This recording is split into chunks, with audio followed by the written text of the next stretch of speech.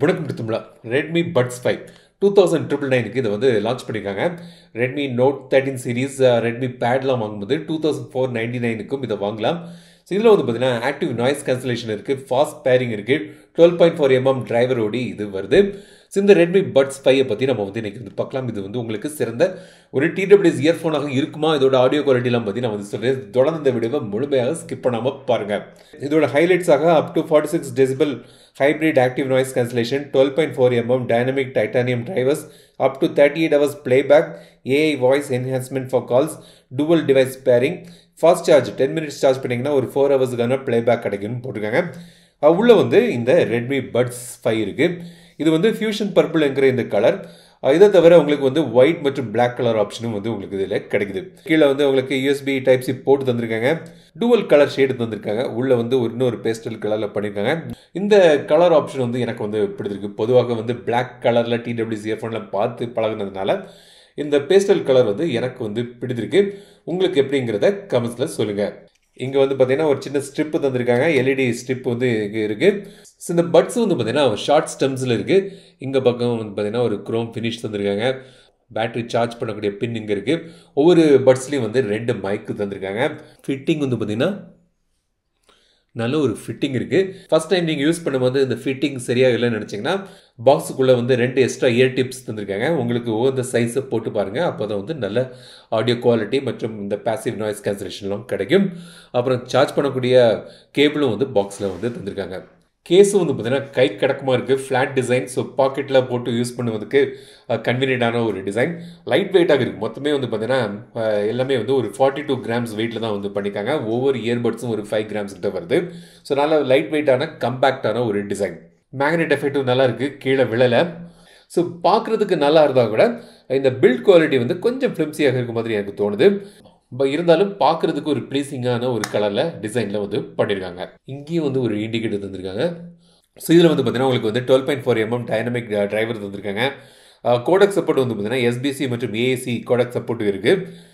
Bluetooth 5.3ல இது வந்து work ஆகுது. ஃபாஸ்ட் பேரிங் இருக்குது. நீங்கள் வந்து ஃபஸ்ட் டைம் வந்து ஃபோனில் நீங்கள் வந்து ஆட் பண்ணும்போது டூவல் டிவைஸ் பேரிங்கும் வந்து உங்களுக்கு இதில் கிடைக்குது. இதில் வந்து டேப் பண்ணி நீங்கள் வந்து ப்ளே பாஸ் பண்ணலாம், ட்ராக் சேஞ்ச் பண்ணிக்கலாம், வால்யூம் கண்ட்ரோல் பண்ணலாம்.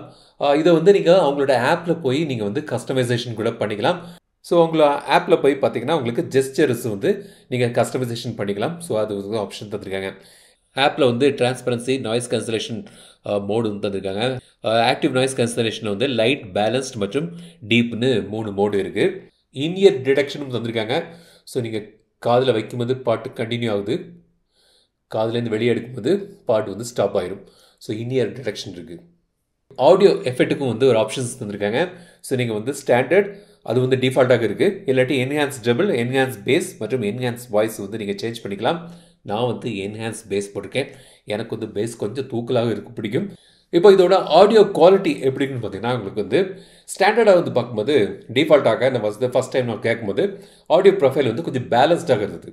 ஸோ எனக்கு நான் ஃபஸ்ட்டே சொன்ன மாதிரி பேஸ் கொஞ்சம் பிடிக்கும்னால என்ஹான்ஸ் பேஸ் போட்டேன். கொஞ்சம் பரவாயில்லாமல் இருக்குது.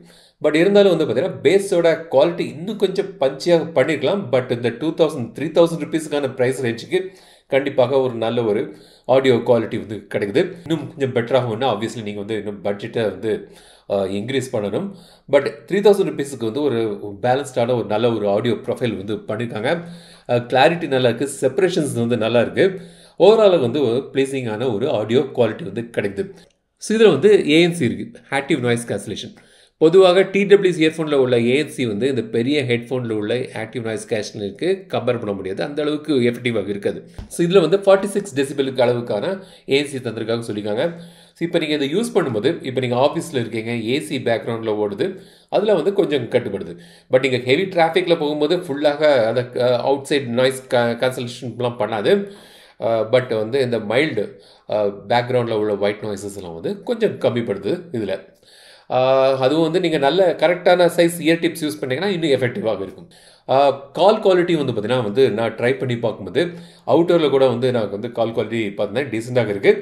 இன்டோரில் கால் குவாலிட்டி வந்து ரொம்ப அருமையாக இருக்குது. கால் குவாலிட்டி வந்து பாஸ் ஆகுது, நல்லாவே இருக்குது. பேட்டரி லைஃப் பொறுத்த வரைக்கும் பார்த்தீங்கன்னா 480 mAh பேட்டரி வந்து கேஸில் தந்திருக்காங்க. ஒவ்வொரு பட்ஸ்லேயும் வந்து 5 mAh பேட்டரி இருக்குது. சார்ஜிங் டைம் வந்து பார்த்தீங்கன்னா ஒரு 1 hour 45 minutes ஆகுது.